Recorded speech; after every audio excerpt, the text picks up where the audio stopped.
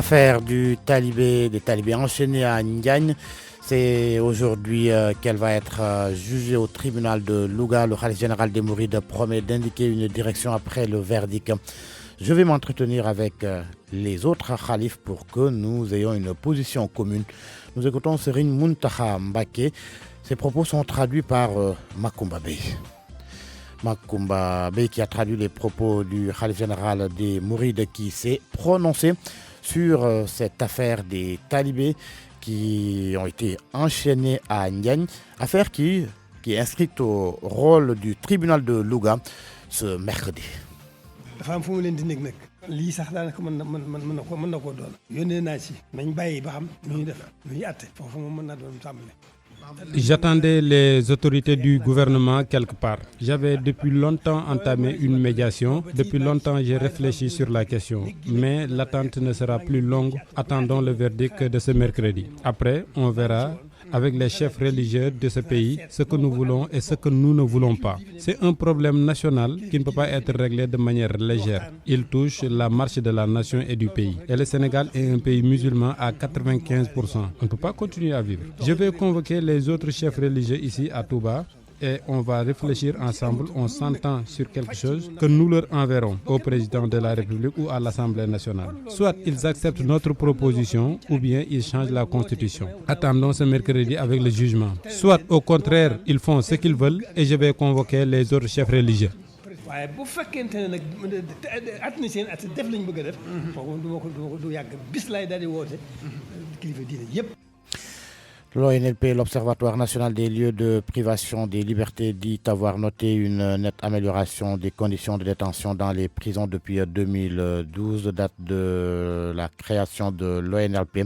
D'abord dans les rapports entre les détenus et les gardes pénitentiaires qui aujourd'hui notent l'ONLP prennent conscience de plus en plus des sanctions qu'ils encourent en cas de torture. 300 médecins vont prendre part au congrès de la Société sénégalaise de gastro-entérologie et d'hépatologie. Le rendez-vous prévu les 28, 29 et 30 novembre prochains va permettre à ces blouses blanches venues de plusieurs pays d'échanger sur l'amélioration de la prise en charge des malades. L'actualité hors du Sénégal, en Guinée-Bissau, où la publication des résultats provisoires de la présidentielle de dimanche installe est attendue plutôt aujourd'hui, mercredi. Un second tour est fort probable entre Domingos Simaos Pereira et Sissoko Mbalo. L'actualité des sports, la Coupe du monde de beach soccer au Paraguay. Les Lions se sont qualifiés pour les quarts de finale. Les Lions qui ont battu hier les Émirats arabes unis. 3-1. L'adversaire des Lions pour ces quarts de finale, le Portugal. Et pour ce qui est de la Champions League européenne, notez le match Liverpool-Naples. Aujourd'hui, hier, le Paris Saint-Germain et le Real Madrid ont fait match nul, 2 buts partout. C'était sur RFM. waaleykum salaam Serigne Fall Babacar maa ngi lay nuyu maa ngi nuyu waa Sénégal di rafetlu nañ ànd ak rajo Futur Média jukkib xabaaru suba si ñu doore kook lu soxal dongay daara ya ñu jéngoon ca daara ju nekk ca Njañ ñoom ñooñee ñu ciy tudd kon mu di sëriñ bi ñu ne moo ko def soudeur bi doon defar jéng yi ak it lenn ci wéyjuri ndongo ya ñu jéng tey ji danañu taxaw ci kanamu yoon. Xalifa général des Mourides Serigne Mountakha Mbacké Bassirou addu jëmee ci moomi leen mbir nee na day bàyyi ba ñu nuppu ci kon mu daal di ba yoon noppi ci moomi leen mbir mu wax ca lan mooy xalaatam mu teg ci ne dina yëglu waxtaan ak kilifa diine yi nga xamante ne ñu nekk ci réew mi ba ñu bokk ca benn taxawaay ñu déglu ko moom Serigne Mountakha Mbacké Bassirou. dafa am fu mu leen di nekk nag lii sax daanaka mën na koo doon yónnee naa ci nañ bàyyi ba xam nu ñuy def nu ñuy àtte foofu moom mën naa doon tàmbale. te lu mel noonu laa doon nekk. yàgg naa ko xalaat bu yàgg. loolu moo ne ci man ba léegi. boobu tiit maa ngi ci. waaye dafa am bu ma leen di dégg rek. nekk gi nag mën naa bañ a yàgg. ndax maa ngi leen déglu ci àtte bu ñu àttee ba noppi. xalaat ji ma xam ne maa ngi ci woon. muy xalaat ji. dinaa seet na ma ko àndee bokk yi. jullit yi fi ne bokk kilifa diine yi fi nekk. ñu waxtaan. wax leen bëgg. wax leen bañ. loolu foofu rek la ñu ndax mbirum réew la. du mbirum moo xam ne dañuy wax rek mbirum réew la. mbirum doxinu réew la. te réew mi dëgg yàlla réewum islam la 95% islam. kon luñ ci amatul lu dul nag. faj ci lu naqari. loolu su mbokkat mënu ko war ko mën a fekkee.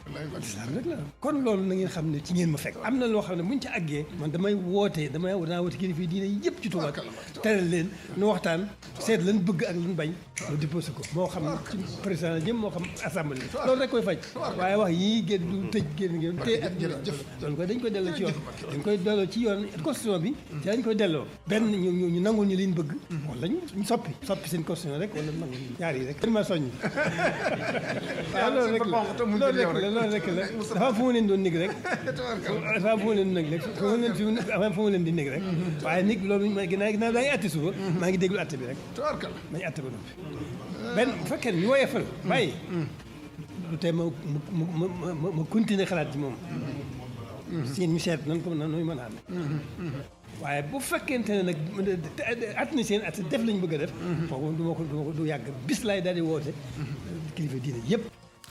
Serigne Mountakha Mbacké Bassirou khalifa général des Mourides observatoire national des lieux de privation du ONLP ak it lu aju ci anam nit ñi téye ci kaso yi gis na ne daal conditions yi kon am nag tànn gu ci am jamono ji mu ko tàmbalee saytu moom ONLP ba léegi 2012 gi ñu ko créé woon ak léegi mu teg ci ne daal lu aju ci diggante ñi denc ci kaso beeg ñi leen war di garde pénitentiaire yi loolu it diggante la boobu it lu jara bàyyi xel la rawatina ci jamono joo xamante ne ñoo ngi nemiku ne daal ay xor ñooñu nag yu ni mel mu di torture da cay am bu boobaa ñu gàll ca sanction yi nga xam ne kon moo ca war.